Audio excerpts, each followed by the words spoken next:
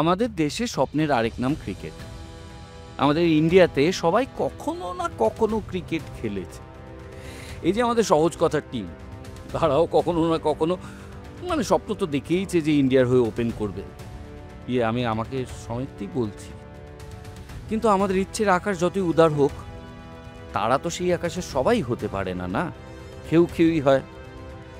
সেই তারার মধ্যেও এই 120 কোটির দেশে কেউ কেউই হয় যারা এত স্পেশাল তারা হয়, তাদের নাম জপের মতো ব্যবহার, যেমন সচিন আর যেমন ধোনি। শিক্ষক দিবসে আজ সহজ কথা এক অসামান্য শিক্ষককে কুর্নিশ, কেশব ব্যানার্জি। মহেন্দ্র সিং ধোনি আমাদের আদরের মাহির কোচ। সচিনের যেমন আচরিকার, ধোনির তেমন কেশববাবু এখনো বুঝছেন না। না আরে সিনেমাতে রাজেশ শর্মা যে রোলটা করেছিল। আমার তো মাথায় একটা স্ট্রাইক হচ্ছে যে I need a wicket keeper. আমার একটা উইকেট কিপার দরকার আছে। আপনার যে হেলিকপ্টার শট, সেটা কস্কো বল থেকে ও কনভার্ট করেছে ডিউস বল। আমার হচ্ছে যে আমি হচ্ছে নর্মাল লোক, আমি যেখানে যাই আমার স্কুটি নিয়ে বেরিয়ে যাই, নো কোনো ফুটানি, নো কিছু। আমার কাঁধে বন্দুক রেখে অনেকে চাওয়াই গুলি, ওর জন্য আমি ওইসব জায়গায় যাইনি। দ্রোণাচার্য অ্যাওয়ার্ডটা কখনোই আপনার কথা ভাবা হলো না কেন? আপনি যদি আপনার বাড়ির কোনো অনুষ্ঠানে যদি আমাকে নিমন্ত্রণ না করেন, আমি কি জোর জবরদস্তি আপনার ঘরে ঢুকে যাবো?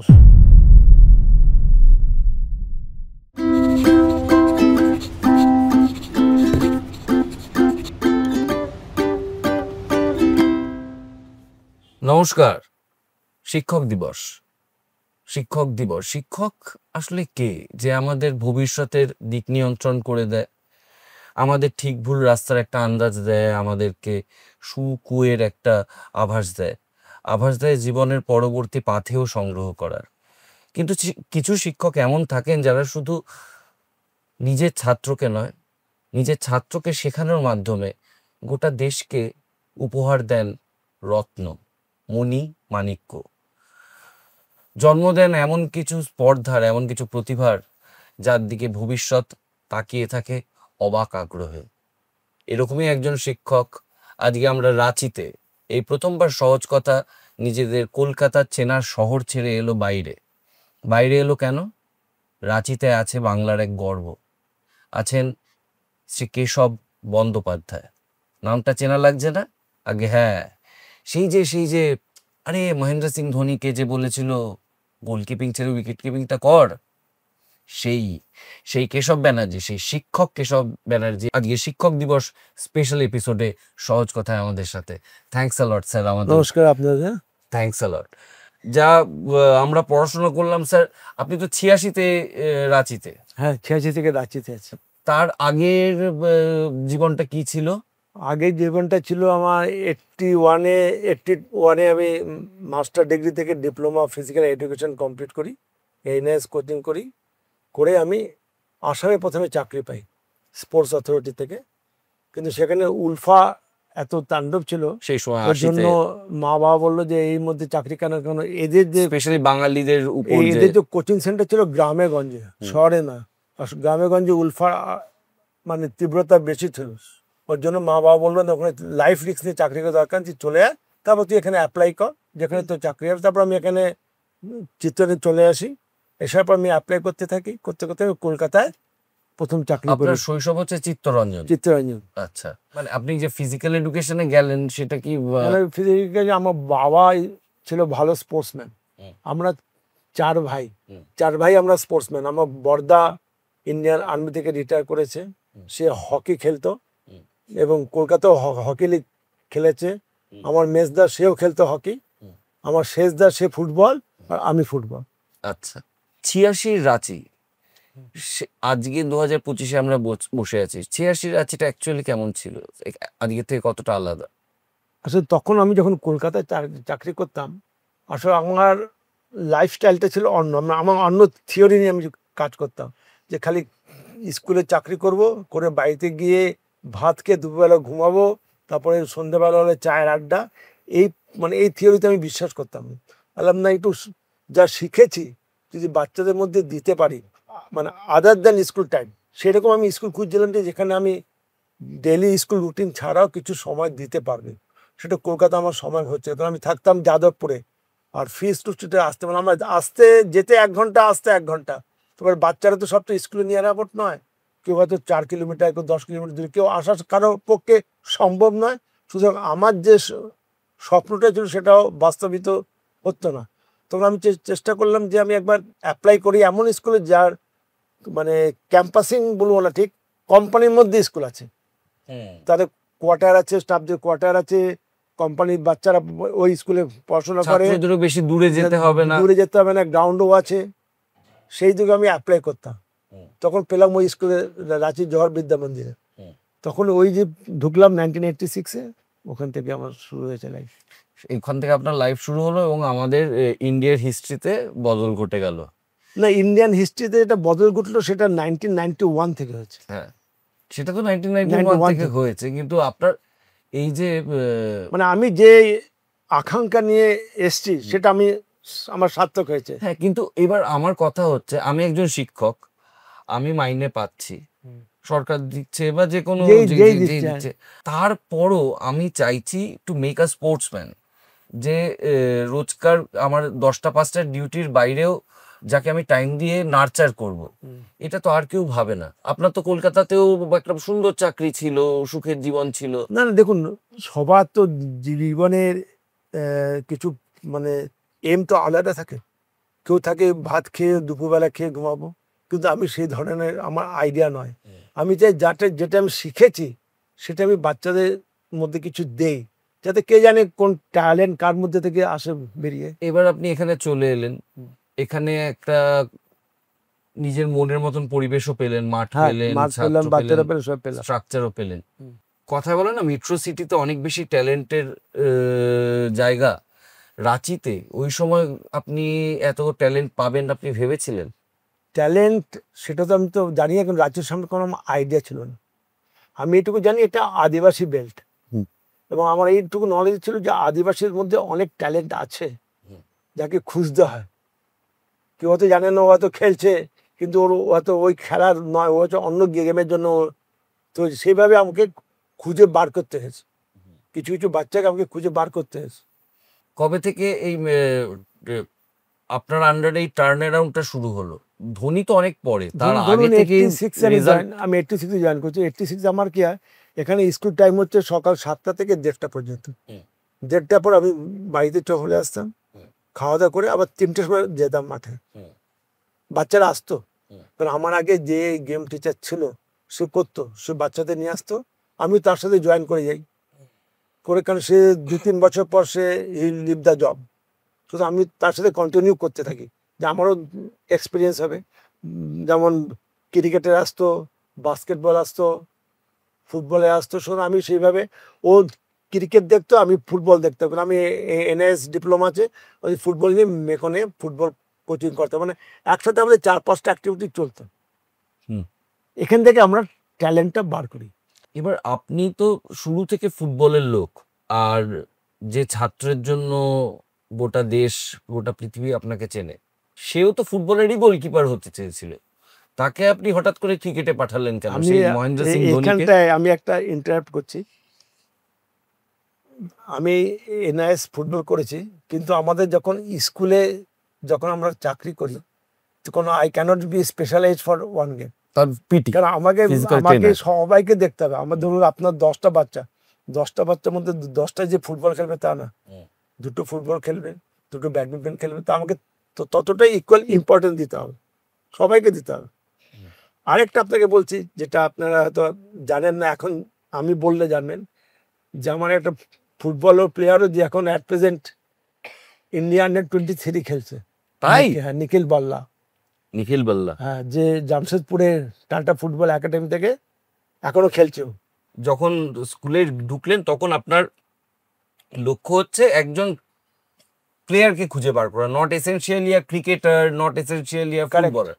ধোনির ফ্লেয়ারটা কবে দেখতে পেলেন? দেখুন, ও আমাদের যখন 86-87 কথা বলছি, আমাদের মেকনে 2টো গ্রাউন্ড আছে, একটা হচ্ছে স্টেডিয়ামের গ্রাউন্ড, একটা হচ্ছে ফুটবল খেলা গ্রাউন্ড। ওটাকে ফুটবলে বলে, কিন্তু ওটা সব গেম খেলা। ওখানে আমরা একটা একাডেমি খুলেছিল।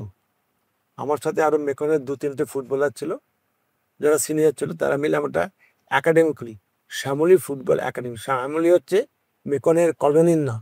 আচ্ছা। সেখানে সব বাচ্চারা আসছে, হুম। মেকনের বাচ্চা আসতো, আশেপাশে ডিপডি বলে একটা জায়গা আছে, সেখানকার আদিবাসীরা আসতো, যে যে মানে নিয়ার আবার সব বাচ্চারা আসতো যারা শিখতে, এবং উইথ সাম মিনিমাম চার্জেস, কারণ না চার্জ করলে তো হবে না, কারণ বল কিনতে হয়। তখন ও আসতো, ধোনিও আসতো, ও আসতো, হি ওয়াজ এ ফুটবলার, গোলকিপিং। তো একদিন আমরা খেলা হচ্ছে, এই মিনস দুটো টিমের মধ্যে, তো দুটো টিমের মধ্যে খেলে একটা শট, ভালো একটা প্লেয়ার শট মারে, তো সেটা ডাইভ দিয়ে আমার সুন্দর বাঁচায়। তখন আমার তো মাথায় একটা স্ট্রাইক হচ্ছে যে I need a wicket keeper, আমার একটা উইকেট কিপার দরকার আছে 2 বছরের মধ্যে স্কুলের জন্য। তখন আমি বললাম যে একে আমি ট্যাপ করতে পারি।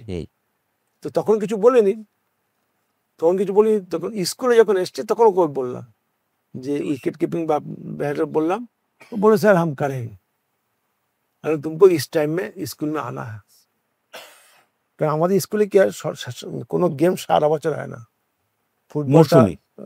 ফুটবলটা বর্ষা পর্যন্ত, আবার অক্টোবর নভেম্বর থেকে ক্রিকেটটা স্টার্ট হয়, তারপরে ইনডোর হয়, এই ইনডোরটা সারা বছর চলে, ইনডোরে ব্যাডমিন্টন, টেবিল টেনিস সারা বছর চলে, বাস্কেটবল আমাদের সিজনাল ওয়াইজ, কারণ বর্ষাকালে হয় না, অক্টোবরে ধরুন ঠান্ডার সময় বাস্কেটবলটা চলে, এই নিয়ে আমরা অ্যাক্টিভিটি আমাদের চলতো। তার মানে এটা কিন্তু একটা আশ্চর্য, এরকম ফিট কারো আছে কিনা আমার জানা নেই, যে একজনের ক্রিকেটের ছাত্রর নাম মহেন্দ্র সিং ধোনি, যে কি করেছে গোটা পৃথিবী জানে, আর একজনের ফুটবলের ছাত্র নিখিল বাল্লা, সে এখন আন্ডার-23 ইন্ডিয়া খেলছে ফুটবলে। একই কোচের একজন ক্রিকেটে রিপ্রেজেন্ট করেছে, একজন ফুটবলে রিপ্রেজেন্ট করেছে। ধোনি, মহেন্দ্র সিং ধোনি, তাকে আপনি আবিষ্কার করলেন কি করে, মানে কিভাবে প্রথম আবিষ্কার? যখন আমরা আমাদের এখানটায় দুপুর যে বিকেলবেলা যে 3টের সময় যে আমরা স্কুলে আসতাম না, আমাদের একটা একাডেমি ছিল। ওই রেস্টের পর, মানে ছুটির পর রেস্ট নিয়ে যে যখন বাচ্চারা যখন কেউ 1:30টার সময় ছুটি হতো, সবাই 3টে 3:30, সবার তো টাইমিং তো আলাদা ছিল না, কেউ তো একটু দূর থেকে আসছে, সে তো 4টার সময় আসবে, কেউ কাছে এসে 3টে 3:15, এরকম, মানে 4টের মধ্যে এভরি শুড বি প্রেজেন্ট, যারা যারা শিখতে চায়। আর এটা কি শুধু মেকানের মানে কর্মচারী হতে হবে? না না না না না, সবাই, কারণ স্কুলে খালি মেকনের বাচ্চা না, বাইরের বাচ্চাও পড়তো, সবার জন্য। আমরা তো কোনো মানে ডিসক্রিমিনেশন ছিল না যে মেকনের বাচ্চাকে দেবো, যে স্পোর্টসম্যান যাদের ইন্টারেস্ট আছে, it is not compulsory for all the students, facility আছে, তুমি যদি আসো তো আসো, ওই রকম না। তো আমরা একটা একাডেমি আমাদের ছিল, শ্যামলী ফুটবল একাডেমি, ওখানে আমাদের স্কুলের বাচ্চা, বাইরের স্কুলের বাচ্চা, গভর্নমেন্ট স্কুলের বাচ্চা, যারা নিয়ার অ্যাবাউট থাকতো, যার বাবা মা মেকানো ছিল না, তারা আসতো, আমরা তাদের শেখাতাম উইথ নমিনাল চার্জেস, কারণ বল ঠল তো কিনতে হয়, ওটা তো মেকন দেবে না, মেকন তার গ্রাউন্ড দিয়েছে, গ্রাউন্ড আমরা ইউটিলাইজ করতাম, তো বাকি বল ঠল। তখন ও আসতো, ধোনি গোলকিপিং করতো, তখন একটা ম্যাচে এমন একটা শট ও সেভ করেছে, আমরা বাইরে থেকে ম্যাচটা দেখছিলাম, কোচ যারা করছিল, তখন আমি ভাবলাম যে একে একবার উইকেট কিপিং এ ট্যাপ করা যেতে পারে, দেখি কি বলে, কারণ বাচ্চা ছিল, বাচ্চাদের মাইন্ড তো ওই টাইপেরই মাইন্ড। তো নেক্সট আমি স্কুলকে বললাম যে তুমি कीपिंग करोगे? हाँ सर हम कीपिंग करेंगे। हाँ तो मैं बोल रहा हूँ तुम भय ठो लगे ना, वैसे हमको डर नहीं लगता, बस एक কথা बोले चलो ठीक है तुम हमसे छुट्टी के बाद भेंट कर लेने, কারণ তখন তো স্কুল টাইম থেকে কাউকে ক্লাস থেকে ডাকা যায় না, না ছুটির পর আমার তারপরে কথা হয়, আর তুমি অক্টোবর মে हमसे भेंट कर लेना। তার মানে তখন মহেন্দ্র সিং ধোনির কেরিয়ারে ক্রিকেটটাও চলছে, ফুটবলটাও চলছে। কেন আমাদের দেখুন যে একটা যে কোনো স্কুলে আপনি যাবেন, খেলাধুলার বাচ্চা খুব কম পাবে, দেখবেন কিছু বাচ্চা আছে যারা সব গেম খেলে, আর কিছু বাচ্চা আছে যারা স্পেশালাইজড, তারা ও গেম ছাড়া অন্য গেম খেলবে, আর কিছু বাচ্চা আছে সব গেম খেলে, he is one of them. উনি তো ওয়ার্ম আপে ফুটবলও খেলে, ও ব্যাডমিন্টনে রাঁচি ডিস্ট্রিক্ট খেলেছে। তাই? হ্যাঁ, কেন আমাদের এখানে ইনডোরে হলে প্র্যাকটিস করতো, তো ভয়ঙ্কর পাওয়ার, ও তো ন্যাচারালি হি ইজ এ উত্তরাখণ্ডের লোক, মাসেল পাওয়ার, ভয়ঙ্কর মাসেল পাওয়ার, ব্যাডমিন্টন খেলতে এবং বাস্কেটবলও খেলতে, মানে বলতে পারেন যে he is born for the sportsman. কিছু লোক আছে যারা IIT doctor engineer, but he born for the sports activity. যখন বিশেষজ্ঞরা আর্চেরিকারের কথা বলেন তখন স্যার সবার আগে বলেন যে আর্চেরিকারের সব থেকে বড় গুণ হচ্ছে সচিনের যে বটম হ্যান্ডেড গ্রিপ, সেটা তো ক্রিকেট সায়েন্সে ঠিক নয়। সবাই বলে লেফট হ্যান্ড গ্রিপ অনেক বেশি শক্ত হওয়া দরকার। হয়।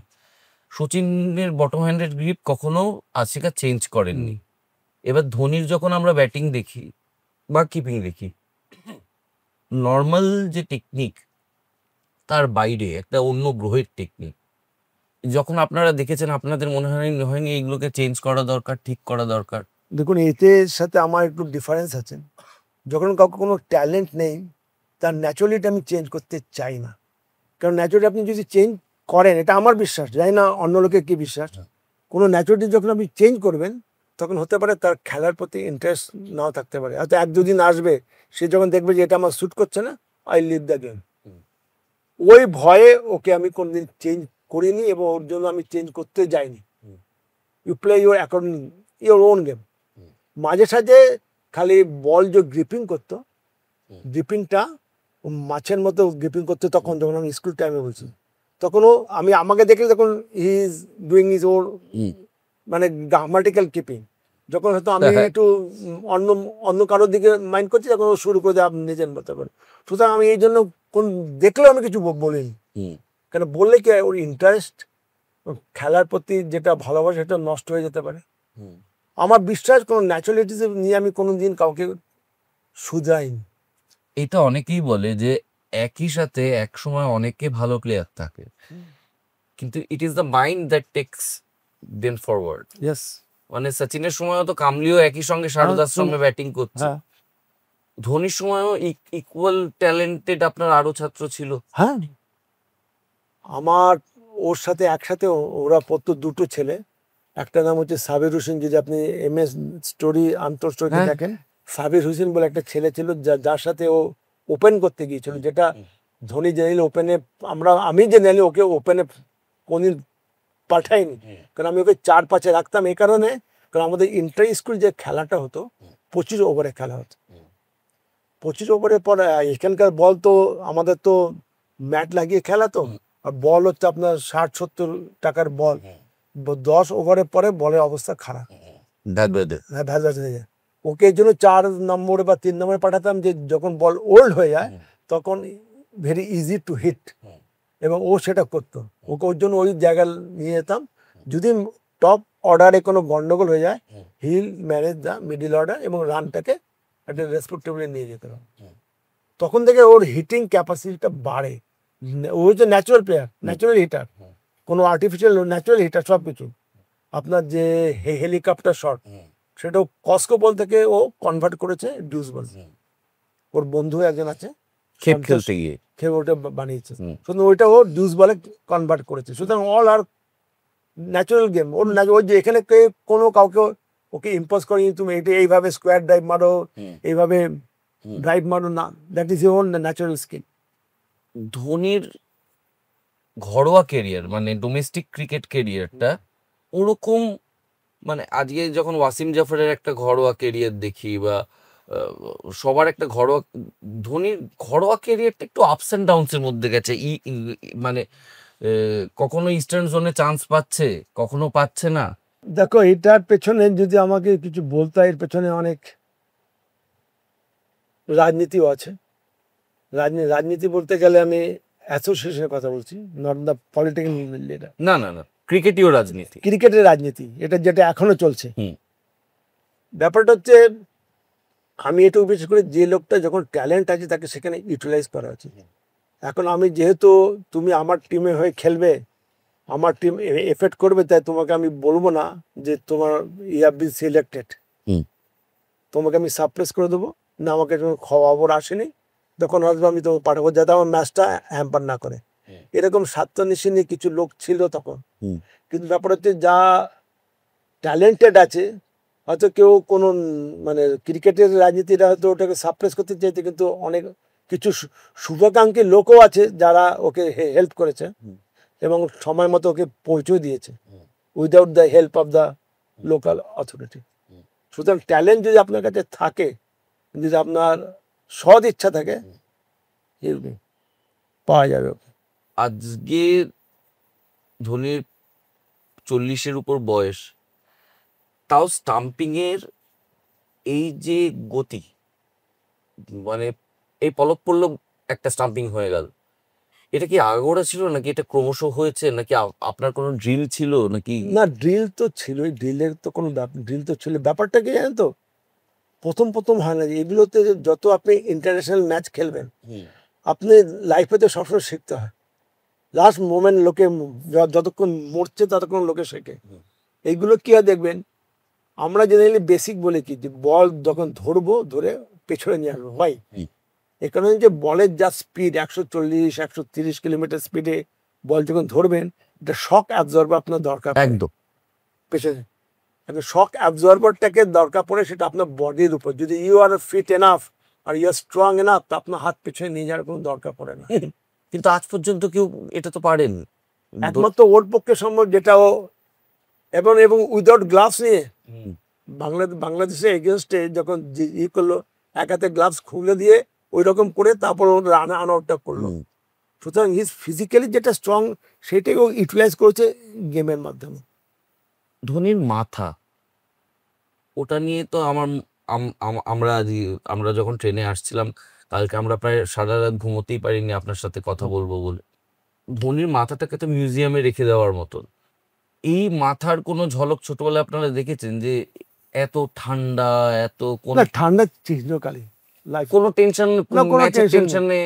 কারণ একটা ঘটনা বলছি যে তখন ও স্কুলে খেলতো, ও সিসিএল এর টিম হয়ে খেলতো। সিসিএল মানে সেন্ট্রাল কোলফিল্ড লিমিটেড, কোলিনের একটা ইউনিট। ওখানে স্টাইফেন্ডে খেলতাম, 1000 টাকা পেতো পার মান্থ। দুটো খেলতো, আমরাও ইন্টার স্কুল খেলছি, ও অফিস লিগ খেলছি। তো এমন একটা টাইম এসছে যে আমাদের ইন্টার স্কুল ম্যাচ পড়ে গেছে, ওরও ম্যাচ পড়ে গেছে। এখন ম্যাচটা ক্যান্সেল, আমাদের ম্যাচ ক্যান্সেল হবে না। তখন কি করা যায়, ওর সাথে কথা বললাম যে ক্যা করনা হ্যাঁ। তখন ও ক্লাস বোধহয় 10 की 11 पढ़ा। और सर काम कीजिए, ये मैच को सेकंड हाफ में ले लीजिए, मेरा मैच फर्स्ट हाफ में है, हम आकर तुरंत सेकंड हाफ में मैच खेल लेंगे आपको स्कूल। अगर ये तो हम बोनस नहीं होगा, तुम सीसीएल टीमे जे ইনচার্জ ছিল দেবেল স্যার, সে ছিল আবার রাঁচি ডিস্ট্রিক্ট ক্রিকেট অ্যাসোসিয়েশনের প্রেসিডেন্ট। কেন এগুলো তো রাজনীতি, একটু পলিটিক্যাল মুভ করতে হয়। তখন ওকে দিয়ে বলালাম যে तुम देवेल बाबू को बोलो যে तुम्हारा सीसीएल का मैच को ऊपर कर दे, हमारा मैच को पीछे कर दो, नहीं तो हमारा ऊपर करो, उसका मैच पीछे करो, 2-1 करो। সেই বুঝে ম্যাচ, মনে ওই ম্যাচ খেলে সিসিএল ম্যাচ স্কুলের চেয়ে মোর টাফ। ওই ম্যাচ খেলে 40 ওভারে খেলা, আবার আমাদের 25 ওভারে ম্যাচ খেলেছে। সুতরাং ও মানে হি ইজ এ ভেরি, তাও কোনো নাই, কোনো টায়ার্ডনেস নেই, কিছু নেই, সেই উইথ সেম এনথুজিয়াজম, এবং টিমের ক্যাপ্টেনও ছিল।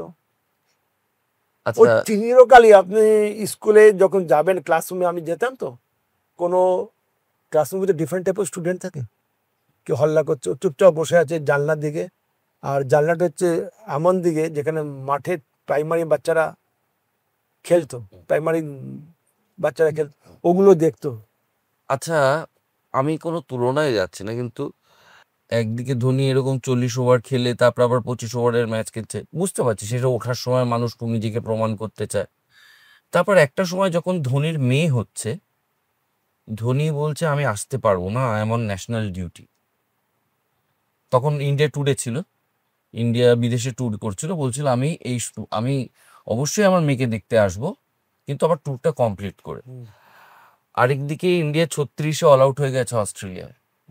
ওই সময় বিরাট কোহলি চলে আসছে টিমকে ছেড়ে, যদিও তারপর টিম জিতছে রাহানের ক্যাপ্টেন্সিতে।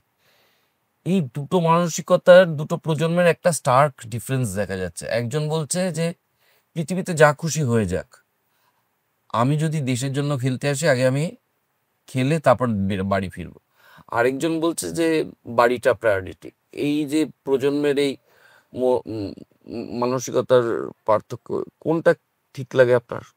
দেখুন, সিচুয়েশন যদি বলেন কি সিচুয়েশনে বিরাট কোহলি এসছে, সেটা তো আমি বলতে পারবো না। কিন্তু যদি এসে থাকে একদিন কোন কন্টেক্সটে পড়েছে আমি ঠিক রিমার্কটা পাস করা আমার ঠিক সমীচীন হবে না।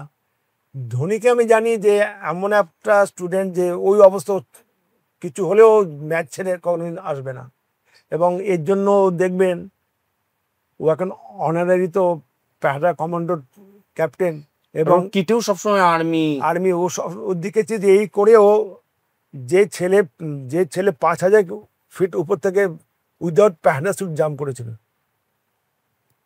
মানে দেশের প্রতি দায়িত্বটা এতেও বোঝা যাচ্ছে, খালি ওতে না, ক্রিকেটে না, এতেও ইকুয়ালি দায়িত্ব নিয়ে করেছে।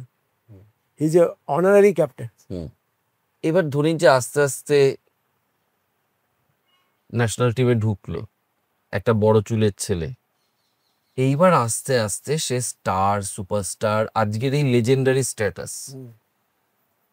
কেশব স্যারের সাথে তার সম্পর্কের ওঠা পড়া কেমন? এখনো আছে, একই রকম? এখনো আছে একই রকম, কোনো ওতে কোনো সুপারস্টার বলে সেরকম কিছু না, এখনো ওইভাবে কথাবার্তা হয়। এখন আমি যাই ওকে আসতে মানা করি, কেন ব্যাপার হচ্ছে এখানটা এসে গেলে তার মানে কোনো পার্সোনাল কথা হবে না, লোকজন ঢুকে দেবে, আমি কাকে বাড়ি থেকে বাইরে পাঠাবো, এটা তো আমার প্রশ্নে নেই যে আমি অসভ্য আচরণ করতে পারবো না। সুতরাং ওকে আমি বলি যে তুম মত না হাম চাই যায়, আপনি জানা আমার যাওয়া ইজি, কারণ আমার কোনো, আর ও আসতে গেলে পাইলট থাকবে, অনেক কিছু থাকবে, পুরো রাস্তাটা জাম হয়ে যাবে, ওর জন্য আমি তুমি না হাম যাইনি তেরা পাস। আচ্ছা, এই যে ধোনি হয়েছিল বা নিখিল বাল্লা আপনার হাত দিয়ে এসেছে, এই সব কিছুই তো একটা পরিবেশের প্রোডাক্ট, সময়ের প্রোডাক্ট। আজকে কি মাঠগুলোয় সেই পরিবেশ আছে যেখানে আপনারা আগের মতন ইনভলভ হয়ে অ্যাথলিট তৈরি করতে পারছেন? দেখুন এখন তো মাঠ সেরকম, মাঠ আছে বটে, মাঠ তো আছে, মাঠের স্ট্রাকচারটা আছে, কিন্তু সেরকম মানে ইন্টারেস্টেড যারা কোচ বা যারা ইনস্ট্রাক্টর সেরকম লোক পাওয়া যাচ্ছে না। সবাই হচ্ছে এখন টাইম বাউন্ড, সময় মতো কাজ করব, তার বেশি কাজ করব না, তাহলে ওর বেশি আমি কিছু পাবো না। আমি বলছি টিল মহেন্দ্র সিং ধোনি আমরা জানতাম যে 2-3টে লবি আছে, মাদ্রাজ লবি, বম্বে লবি তো বাদই দিলাম, দিল্লি লবি, হায়দ্রাবাদ ব্যাঙ্গালোর লবি, এই সব লবির বাইরে কোথার থেকে একটা রাঁচির ছেলে এলো, সে ইন্ডিয়ার সর্বকালের অন্যতম সব থেকে বড় ক্যাপ্টেন হলো, 1,000 কোটি 2,000 কোটি টাকার এন্ডোর্সমেন্ট পেলো। এবার এইটা তো পুরো দেশের কাছে ইন্সপিরেশন, তো রাঁচির কাছে তো আরো বেশি ইন্সপিরেশন, সেখানে তো আরো বেশি প্লেয়ার উঠে আসতে চাইবে যে আমরা এরকম একটা কিছু হই। দেখুন ব্যাপার হচ্ছে ধোনি, MS ধোনি যখন হয়েছে 91 থেকে, আমার হাতে 91 থেকে 99 ছিল, 2000 পর্যন্ত ছিল, তারপরেও কিন্তু he is not a complete cricketer. তারপরে ও রেলে চাকরি করে, জোন খেলে, রেল চাকরি করতে করতে রেল ছেড়ে গিয়ে ততক্ষণে আবার ইন্ডিয়া এ টিম জয়েন করে, ইন্ডিয়া এ টিম খেলতে খেলতে তারপরে ও ইন্ডিয়ার টিমে জয়েন করে। কিন্তু ওই যে কন্টিনিউশন ডিউটিটা যেটা করা খেলার মধ্যে, সেরকম আজকাল বাচ্চাদের মধ্যে সেটা নেই। সবাই চাই আমি 2 বছর খেলবো, 2 বছরের মধ্যে shortcut to success, I will go for district team. সম্ভব না, কোনো গেমে কোনো সম্ভব না। আপনি 12 বছর পড়াশোনা করলেও আপনার এই cannot be a doctor, you cannot be engineer, তারপর আরো পড়তে হয়। সবাই শর্টকাট চাইছে। সুতরাং সবাই চাই আজকে যে আমি এখানে প্রচুর একাডেমি আছে, একাডেমি আমি কোনো একাডেমির সাথে অ্যাটাচ নই, প্রচুর একাডেমি এখানে আছে। কেন আপনার নাম দিলেই তো 10 জন ওইটাই আমি চাই না।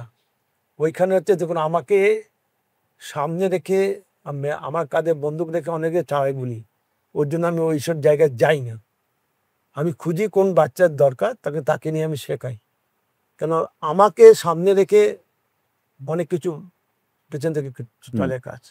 আমি চাই ওই ট্যালেন্টেড বাচ্চা আসুক আমার সঙ্গে, আমি নিজে তাকে ডিল করবো। ধোনিকে অ্যাজ আ ক্যাপ্টেন আপনি কখনো খেলিয়েছেন? হ্যাঁ, স্কুল টাইমে খেলতে। কেমন ছিল ক্যাপ্টেন? ঠিক ছিল। দেখুন স্কুলে বোঝাটা খুব মুশকিল হয়, কারণ তোমার টিম স্ট্রং আছে, তোমার অপোনেন্ট কিছুই জানে না, সেখানে কোনো ক্যাপ্টেনশিপের কোনো দরকার পড়ে না, স্ট্র্যাটেজির কোনো দরকারই পড়ে না। খালি একটাতে ও আমাকে যেদিন আমি ইন্টার স্কুল ফাইনাল ম্যাচ খেলি, আমি তোকে আগেই বলেছি যে ও ইজ নট এ ওপেনার, ওকে আমি ইউটিলাইজ করি। মাঝখানে যখন মানে কোনো প্রবলেম হয়ে গেল, মানে স্কোর আমার হচ্ছে না, তুই চল যা, বিগ শটস লাগা, টিমটা বিখরে যাবে, তারপর তুই আপনাকে হুম। ওই দিনে ম্যাচে যাই না ওর মাথায় কে বুদ্ধিটা দিয়েছে বা কোথা থেকে এলে, এটা বাচ্চাদের মধ্যে তো ব্যাপার। স্যার আম ওপেন কেন যাই, এখন ওর সাথে আরেকজন সাবির তো ছিলই, পিচের জেনুইন ওপেনার, দুজনে একসাথে কিন্তু স্কুল থেকে বার হয়েছে। সাবির এখন এজি এজি অফিসে অডিটর, হিজ এ অডিটর, আর ধোনি তো এখন তো তখন ইনার কথাই বলছিলেন যে ধোনির at par talent. At par talent, কিন্তু ব্যাপার হচ্ছে বলে না খালি ট্যালেন্টের সাথেও ভাগ্য দরকার পড়ে, হ্যাঁ, সেটা ওর ছিল এর ছিল। তারপরে ओपन बोले से हम ओपन करेंगे, एलम जो जाता है उसको तुम मैनेज कर, कि हम उसको माइनर बोलेंगे तुम मत जाना, সেটাও আমার পক্ষে একটা খারাপ। আমাকে তো সবাই স্টুডেন্ট, হ্যাঁ, ও যেমন স্টুডেন্ট ও স্টুডেন্ট, সবাই সবার কাছে আমার কাছে इक्वल, আমার কাছে ट्रीटमेंट आगे। तখন আমি বললাম ঠিক है भेजेंगे तुमको, लेकिन मेरा एक कंडीशन है, तुम जल्दी आउट होकर वापस नहीं आना, क्यों बिग हिटर मैन होते पारे একটা বলে শেষ। एलम तुमको अपने को कंट्रोल करके खेलना है এবং কোশিশ করো যে সেঞ্চুরি বানাকার আও, এবং সেটা হয়েছে ওই ম্যাচে, ডাবল সেঞ্চুরি করেছে, নট আউট ছিল, ওভার সাবির হোসেন দুইজন। সুতরাং কিছু জিনিস কখনো ইম্পোজ করে দিতে হয় বাচ্চাদের মধ্যে, যাতে বাচ্চারা যাতে ওইটা শেখে যে কি করে নিজেকে সিচুয়েশনে রিয়াক্ট করতে হয়। ধোনিকে as a captain, international captain আপনার কেমন লাগে? ভালো, ঠিক আছে, কিন্তু এখন তো হিজ ম্যাচিওর এনাফ, এখন আর শেখানোর কিছু নেই, রাদার ও অন্য লোককে শেখাবে। কেন আমার মনে হয় যেমন ঋতুরাজ গাইকোয়াড় তো গত বছর ছিলই না, তো চোট লেগে এখন এবছর আবার হবে, যদি ও খেলে তাহলে আবার ওকে গ্রুমিং করে দেয়, না করলে পেছন থেকে গ্রুমিং করতে পারে, গ্রুমিং তো মাঠে বাইরে থেকেও হয়। এবার দুটো রান আউটের কথা বলবো। একটা run out semifinal run out, সেটা তো 120 কোটির বুক একসাথে ভেঙেছে। আর 2004-এর রান আউট বাংলাদেশের সাথে প্রথম ম্যাচে রান আউট, আর শেষ ওয়ানডেতে সেই সেমিফাইনালে গাপটিলের ডাইরেক্ট থ্রো 120 বুক ভাঙলো। দেখুন প্রথম রান আউটটা আপনাকে একটা এক্সাম্পল দিয়ে আমি বোঝাচ্ছি, কোনো বাচ্চাকে যদি আপনি কোনো কম্পিটিটিভ এক্সামে প্রথম এক্সপোজ করেন, সে কোন কোশ্চেন করবে কোনটা করবে এই ফাঁককালে দেখা যাবে, সে কোনোটা অ্যাটেন্ড করতে পারবে না, তাতেই 3 ঘন্টা বেরিয়ে গেল। তাদের 3 ঘন্টা বেরিয়ে গেল। এখন 2004-এ প্রথম ইন্টারন্যাশনাল ডেবিউট, ভেবেছে সে রান হয়ে যাবে, কিন্তু ইন্টারন্যাশনাল ডেবিউট আর ইন্টারন্যাশনাল ক্রিকেট খেলা দুটোর মধ্যে তফাৎ আছে। এবং সবাই ভেবেছে যে সচিনও রাহুল দ্রাবিড়ও প্রথম রান আউটে 0 রান হয়েছিল প্রথম যখন ডেবিউট হয়েছিল, সবাই বলছিল যে এ মানে ভবিষ্যতে এ যাবে, উপরে উঠবে। তারপরের ম্যাচে তো সেঞ্চুরি করে দিল, তখন দেখাতে হয়। কিন্তু এবার এইবার সেমিফাইনালের রান আউটটা হলো, এবার ততদিনে ধোনি হচ্ছে রানিং বিটুইন দ্য উইকেটের রাজা। এখন ব্যাপার হচ্ছে যে কখনো কখনো হয় ফিনিশার কখনো ধোনি। কখনো হয় নিজে ওভার কনফিডেন্সও হয়, এটা সবার ক্ষেত্রে হয়, যে ভালো লোক তারও হয়, যে জানে ও অত দূর থেকে ছুঁড়ে মারতে পারবে না, ওটা অসম্ভব ছিল। এবং ওটা নিয়ে অনেক কন্ট্রোভার্সি আছে, বলছে 30 ইয়ার্স লাইনের মধ্যে ছিল না কি ছিল, সেটা তো অন্য ব্যাপার, সেটার মধ্যে আমি যাচ্ছি না। কিন্তু ও ভাবেনি যে ও গুপ্টেল এইভাবে মেরে ওকে আউট করলো, ও কনফিডেন্স ছিল যে আমি ক্রস করে বেরিয়ে যাবো, ওভার কনফিডেন্স লোকে নিয়ে হয়েছে সেটা। যখন ক্রিকেট ছেড়ে দিয়ে ও টিকিট কালেক্টর হয়ে গেছিল মাঝপথে, তখন আপনার রিয়াকশন কি ছিল? ক্রিকেট ছাড়েনিও, মানে ওই আর কি রেলের কোটায়, ওটা তো এক ধরনের, আমি রেলের কোটায় চাকরি, আপনিও জানেন আমিও জানি যে বছরে যতক্ষণ তো আপনার মানে খেলার গুণ আছে খেলবেন, তারপরে না খেলে আপনাকে খালি ওই ডিউটি করতে হবে।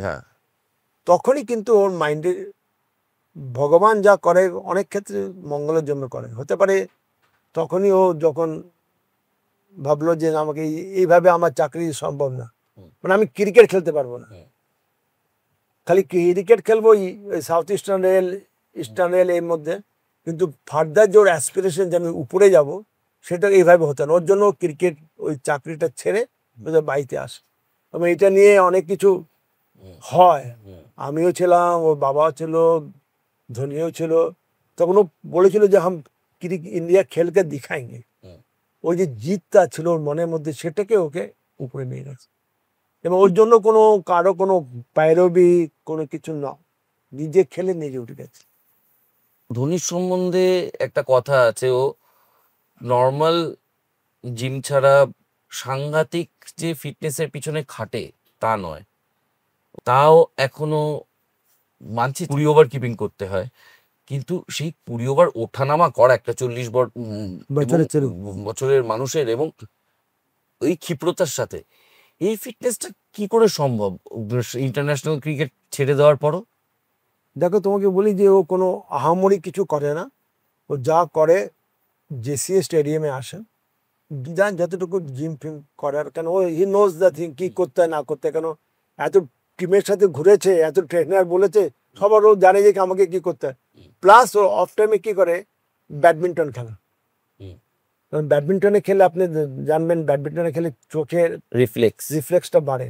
কারণ একটা শাটেলের স্পিড হচ্ছে 140 কিলোমিটার, 150 কিলোমিটার স্পিডে শাটেল আসে, ওতে চোখে ক্ষিপ্রতা বাড়ে। আরেকটা খেলে ও লন টেনিস। আচ্ছা, লন টেনিস ওইখানে জেসিএতে খেলে, ওখানে টুর্নামেন্ট হয়, এমনিতেও খেলে, প্র্যাকটিসও করে। কেন ওতে যে আপনার মুভমেন্টটা বহুত ফাস্ট হয়, লন টেনিসের মুভমেন্ট বহুত ফাস্ট হয়। জেএসসির ইনডোর ইনডোর যে স্ট্রাকচার ইনফ্রাস্ট্রাকচার, সেখানে আমি গিয়েছি, খুব সুন্দর, সুন্দর সুন্দর। দুর্দান্ত। ও যায় সন্ধ্যে বিকালবেলা যায়, 2-3 ঘন্টা ওখানে মেহনত করে, তারপরে চলে আসে। আর কোনো মানে কোনো ম্যাচ খেলা কিচ্ছু নেই। রাজেশ দা কেমন করেছিল আপনার রোলটা?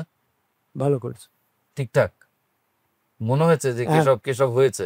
আমার কাছে এসেছিল, আমার বাড়িতে এসেছিল, আমার স্কুলেও ছিল। এবং ওর জামা কাপড় যেটা আছে সেটা আমারই টোটাল, এখনো রিটার্ন হয়নি। এ বাবা, রাজেশ দা এটা কিন্তু ঠিক না, জামা ফেরত হবে। সোয়েটার ছিল, ওর যে সোয়েটার হ্যাঁ, পরেছে sweater। পুরো আমার। ও, তখন বলছি যে স্যার কি করবো, একটা গিফট দিলে নিয়েই যাও তাহলে।